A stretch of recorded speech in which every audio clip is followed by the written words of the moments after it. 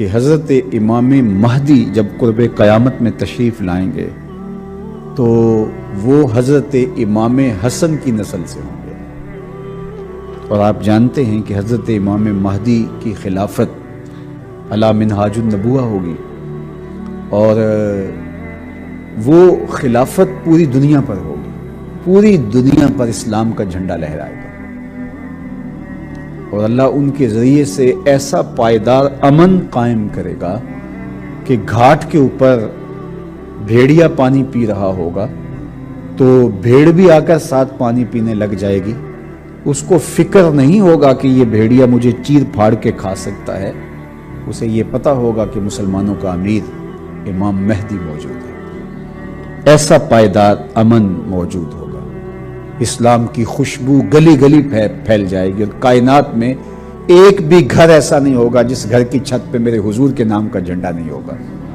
اسلام کا پھیلاؤ، اور یہ تخت و تاج چھوڑا تھا حضرت امام حسن رضی اللہ تعالیٰ عنہ نے، اور پھر اللہ امام حسن کی اولاد سے امام مہدی کو یہ اعزاز دے گا کہ پوری دنیا کے اوپر حکومت حضرت امام حسن کے بیٹے کی ہوگی۔ قربانی دینے والوں کی قربانیاں ضائع نہیں ہوتی، ان کی قربانیاں رائے گاہ نہیں جاتی، اللہ ان کا صلہ جمع کر لیتا ہے، یا ان کو دنیا میں دیتا ہے یا آخرت میں دیتا ہے، اور کئیوں کو دنیا میں بھی عطا کرتا ہے اور آخرت میں بھی عطا کرتا ہے۔ نسلوں کے اندر اچھوں کی اچھائی کی برکات پیدا ہوتی ہے۔ تو حضرت امام حسن رضی اللہ تعالی عنہ کی اس قربانی کو، جو تخت و تاج کی قربانی تھی، اس کا صلہ یہ کہ آپ کے فرزند پوری دنیا کے تخت کے مالک ہوں گے، اور خلافت کی وہ صورت کہ پوری دنیا کے اندر ایسا پائیدار امن قائم ہوگا کہ دیکھنے والا ہوگا۔ تو یہ حضرت امام حسن رضی اللہ تعالی عنہ کی شان ہے، یہ آپ کا مرتبہ ہے اور آپ کو دیا گیا مقام ہے۔ خلیفۃ المسلمین حضرت امام مہدی کی خلافت علی منہاج النبوہ قائم ہوگی، اسی طریقے پہ قائم ہوگی۔ حضرت عیسیٰ علیہ السلام کے انفاس کی مہک سے دجال پگھلتا چلا جائے گا۔ جب دجال آئے گا تو میرے غلام اس کے مقابلے کے لیے نکلیں گے۔ دجال کب آئے گا اللہ جانتا ہے۔ 1400 سال اس بات کو بتائے ہوئے ہو گئے، کہا قرب قیامت میں دجال آئے گا، میرے غلام اس کے مقابلے میں نکلیں گے۔ انی لعارف اسماءہم، میں اپنے ان غلاموں کے ناموں کو جانتا ہوں۔ بات ختم یہاں نہیں ہوئی، یہاں ختم ہو جاتی پھر بھی کافی تھا، لیکن میرے حضور نے آگے بھی بات فرمائی، وَأَسْمَاءَ آبَائِهِمْ، ان کے باپوں کے ناموں کو بھی جانتا ہوں، ان کے باپوں کے ناموں کو بھی۔ کہانی ختم نہیں ہوئی، بات آگے فرمائی، وَأَلْوَانَ خُيُولِهِمْ، جن گھوڑوں پہ چڑھ کے جہاد کریں گے میں محمد ان گھوڑوں کے رنگوں کو بھی جانتا ہوں۔ کون سا غلام، کس کا بیٹا، کس قبیلے کا فرد کس رنگ کے گھوڑے پہ بیٹھ کے جہاد کرے گا، کہا میں سب جانتا ہوں۔ جب تک پوری دنیا پر اسلام نہیں پھیل جائے گا، پوری دنیا پر اسلام نہیں پھیل جائے گا، شرق سے لے کر غرب تک، شمال سے لے کے جنوب تک، کائنات کی ایک چھت بھی ایسی نہیں ہوگی جہاں محمد عربی کے نام کا جھنڈا نہیں جھول رہا ہوگا، حضور کے نام کے پھریرے لہرا رہے ہوں۔ یہ اللہ کے محبوب کی عظمت ہے، کفر مٹ جائے گا۔ کیا طاقت تھی، کیا آواز تھی کہ ایسے اسود و احمر بھاگے ہوئے چلے آ رہے ہیں۔ وہ کڑکا تھا ایک بجلی کا، یا کہ صوت ہادی، عرب کی زمین جس نے ساری ہلا دی، اور زمانے نے دیکھا آج 7 ارب کی آبادی میں 1 ارب 70 کروڑ کے قریب مسلمان ہیں۔ جاپان میں سب سے تیزی سے پھیلنے والا مذہب اسلام ہے، یورپ میں سب سے تیزی سے پھیلنے والا مذہب اسلام ہے، بے عمل صحیح، جیسے بھی صحیح، لیکن حضور علیہ الصلوۃ والسلام کا دین پھیلتا چلا جا رہا ہے۔ فرمایا جنت میں کل 120 صفیں ہوں گی، ٹوٹل صفیں جنت کی 120 ہوں گی، 40 صفیں آدم علیہ السلام سے لے کے حضرت عیسیٰ علیہ السلام تک تمام نبیوں کی امتوں کی ہوں گی، 80 صفیں صرف میری امت کی ہوں گی۔ یہ ہے حضور علیہ الصلوۃ والسلام کے پیغام کی آفاقیت۔ جدھر دیکھو حضور کے دیوانے دکھائی دیتے ہیں۔ اللہ ہمیں توفیق عمل دے۔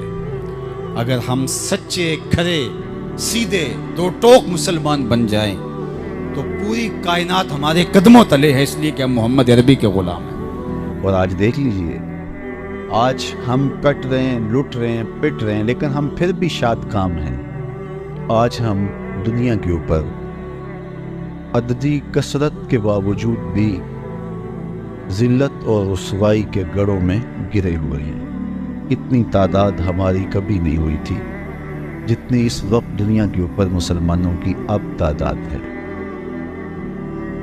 दुनिया की 6 अरब आबादी में से तकरीबन 1.25 अरब मुसलमान हैं। 56-57 बाकायदा इस्लामी रियासतें हैं, और उसके अलावा अल्लाह ने हमें मुख्तलिफ मादनियात से, तेल जैसी दौलतों से माला माल किया है। एटमी ताकत भी हम खैर से हैं, लेकिन इसके बावजूद जो ज़िल्लत, जो नुकबत, रुसवाई, पस्ती और ज़ुबूहानी हमारा मुक़द्दर है, माजी में इसकी कोई मिसाल नहीं मिलती। हमें इस्तिरदाद का, वीटो का हक भी हासिल नहीं है। दुनिया की नज़रों में हमारी बेतौकीरी और नाकदरी का आलम ये है कि दुनिया के जिस खित्ते पर भी कोई खून बह रहा है, तो आप गौर करो तो वो मुसलमानों का खून बह रहा है। 1 इंच भी जगह पूरी कायनात पे ऐसी नहीं जहाँ खून की अर्जानी हो और वो खित्ता कुफार का हो। जहाँ भी खून बह रहा है वो हमारा खून बह रहा है। इतनी सस्ती हुर्मत और बेतौकीरी कभी नहीं हुई थी। मेरे और आपके आका मौला हुजूर नबी रहमत सल्लल्लाहु अलैहि वसल्लम ने कुर्ब क़यामत के फितनों का जिक्र किया और उस दौर में आने वाली मुसीबतों का बयान इरशाद फरमाया, और कहा कि एक वक्त आएगा कि तुम्हारी मिसाल ऐसे होगी जिस तरह भूखे प्लेट के ऊपर झपट पड़ते हैं, तो तुम इस तरह लोगों की हवस ज़दा निगाहों का शिकार होगे और लोग तुम्हें इस तरह नोच नोच के खाएंगे। तो सहाबा ने अर्ज़ की, या रसूलल्लाह, क्या उस वक्त हम थोड़े होंगे? फरमाया, नहीं, उस वक्त तुम्हारी तादाद बहुत सारी होगी, लेकिन तुम होगे झाग की तरह, सैलाब के ऊपर उठने वाली झाग की तरह तुम बेवज़न और बेतौकीर होगे। दुनिया के ऊपर तुम्हारी कोई कदर नहीं होगी, तुम्हें कोई पूछने वाला नहीं होगा। अर्ज़ की, या रसूलल्लाह, उसका 56-57 इस्लामी मुल्कों के हुक्मरान गैरत की चादर फाड़ चुके हैं। हमारी बेटियां गैरों के नरखे में हैं। एक वो वक्त था कि दैबल के साहल पे एक बेटी नाहीद ने पुकारा था तो मोहम्मद बिन कासिम अल्लाह के कहर की बिजली बन के आया था। और आज कितनी बेटियां गैरों के नरखे में हैं। है कोई उनकी फरियाद सुनने वाला? कोई आखे वारिस शाह नू अज कबरां विचों बोल, अज किताबे इश्क दा कोई अगला वर्का खोल। एक रोई सी धी पंजाब दी तू लिख लिख मारे वैन, अज लखां तियां देस तेरे दियां वारिस शाह तेनू कहन। आफिया बेटी कौम तेरी दी रोवे ते कुरलावे, केड़ा ओदे अथरू पूंजे केड़ा चुप करावे। अज दीन नबी दा वांग यतीमा कर कर धक्के खावे, कित्थों लब्बां उमर बहादुर जेड़ा रोंदे नू गल लावे। आज ये हमारा हाल है और ये हमारी सूरत हाल है जिससे हम गुजर रहे हैं। तो मेरे हुजूर अलैहिस्सलाम ने दौरे मौजूद के अंदर हम जहाँ जिस निहज पे पहुँचे हैं इसकी निशानदही भी कराई, और फिर ये भी बताया कि उसका सबब वहन का मर्ज होगा। और वहन का मर्ज है क्या, वो भी बताया। दुनिया की मोहब्बत और कराहियत मौत। आज दुनिया की मोहब्बत रच बस गई है। हर शख्स बज़ाहिर तो ये कहता है कि बच्चों का पेट पालने के लिए ये दिन रात कोशा हूँ, जबकि पेट का इतना लंबा चौड़ा तकाजा तो नहीं है। दुनिया की मोहब्बत ने तोड़ के रख दिया। हम कदरें पामाल कर चुके हैं। हमारी ज़िंदगी बेतरतीब हो के रह गई है। मकसद हयात से गाफिल हो गए हैं। 2 दूनी 4 के चक्कर में जो जहाँ भी है वहाँ मुतमईन ही नहीं है। रातों रात अमीर हो जाओ, उसके लिए को कदर का पामाल करनी पड़े, किसी का खून निचोड़ना पड़े, किसी पर जुल्म जोर और जबर का बाजार गर्म करना पड़े, लेकिन मुझे दौलतमंद होना चाहिए। तो हुब्बे दुनिया बर्बाद करके रख देती है। और आज ये हमारे अंदर कूट कूट के भरी ख्वाहिशात के जहाँ आबाद हैं, और हम बस इसी चक्कर में दिन रात गुजारा कर रहे हैं और एक दूसरे से आगे बढ़ने की इस दौड़ में ही हम कदरें पामाल कर चुके हैं। हमें अपने आप के लिए भी वक्त नहीं है कि हम सोचें कि हम इस दुनिया पे बैठ नहीं रहना, जितना भी कमा लेंगे छोड़ के चले जाना है। कफन ही एक ऐसा लिबास है जिस पर जेब नहीं है। बाकी जिस तरह के भी आप लिबास पहनते हैं, कई कई जेबें लगी होती हैं, लेकिन उस लिबास में कोई जेब नहीं है। जब बंदा मरता है तो उसका सारा माल तरका बन जाता है और बाद में आने वाले तो कफन भी मैला नहीं होने देते, बांट लेते हैं। वो तो एक घर रात रखने को तैयार नहीं होते, वो तो लिबास भी फाड़ के उतारते। मियाँ साहब बोले, जांदी वारी डरौना बने हो ते हाथ ना लांदे डर दे, जिन्ना लई तू पाप कमाए अज किथे नहीं तेरे कर दे। तो जिंदगी की मुख्तसर सामानी ही जिंदगी का हुस्न है, लेकिन ख्वाहिशात ने हमारे अंदर को निचोड़ के रख दिया और हम सवेर से शाम तक एक ही धुन में लगे हैं कि हमारे पास दौलत के अंबार जमा हो जाएं।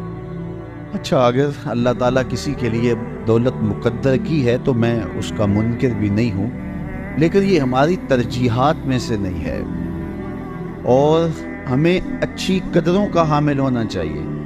लेकिन सवेर से लेकर शाम तक हम इसी चक्कर में भागे फिरते हैं। जहाँ जितना रहना हो वहाँ उतना ही सामान करना पड़ता है। मुख्तलिफ ममालिक में जाना हो तो मैं देखता हूँ कि एक छोटे से कमरे में 10-10 नौजवान मिल के रह रहे होते हैं, खुद ही खाना तैयार कर रहे होते हैं, खुद ही अपना लिबास धो रहे होते हैं। तो ये मुख्तसर ज़िंदगी है, यहाँ जितना रहना है उतना इंतज़ाम किया जाए।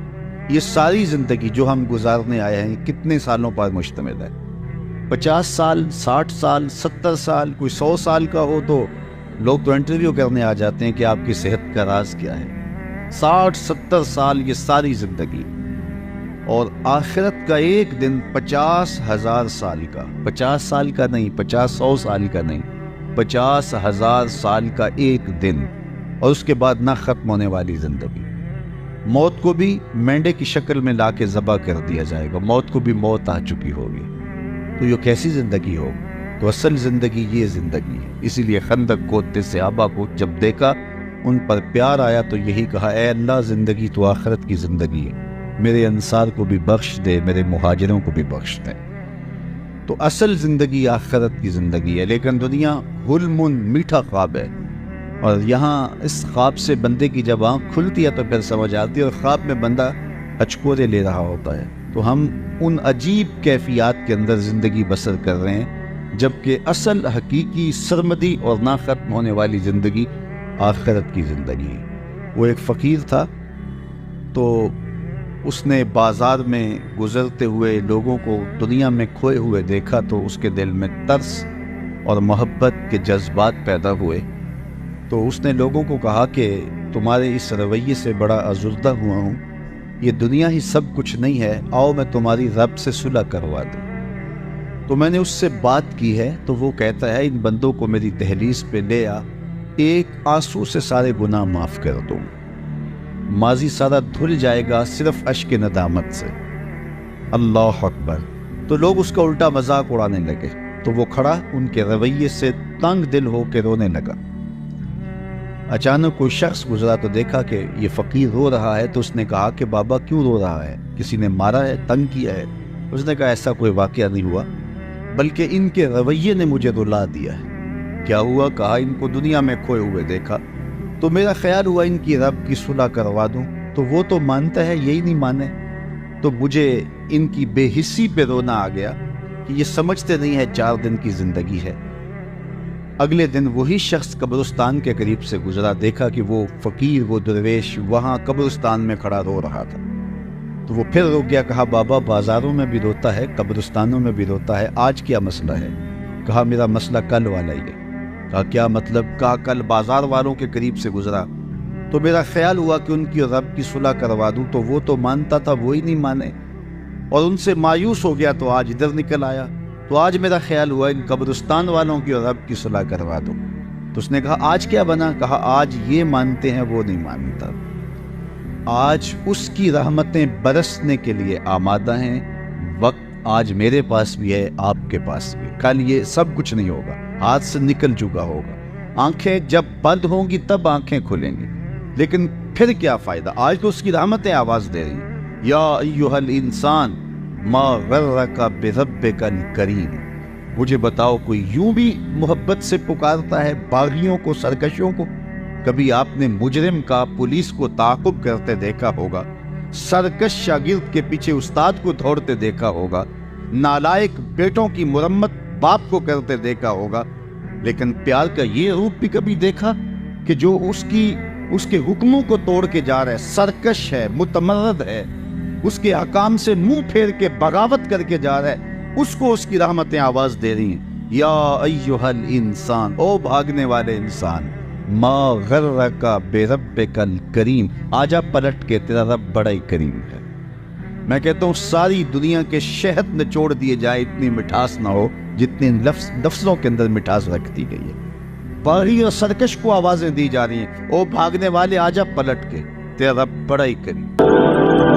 آپ سب حضرات سے گزارش ہے کہ اس ویڈیو کو لائک کریں۔ جب آپ اس ویڈیو کو لائک کریں گے تو یوٹیوب اس ویڈیو کو آگے بھیجے گا اور دوسرے لوگ اس سے ہدایت حاصل کریں گے۔ اگر آپ چاہتے ہیں کہ لوگ اس ویڈیو سے ہدایت حاصل کریں تو ویڈیو کو لائک کریں۔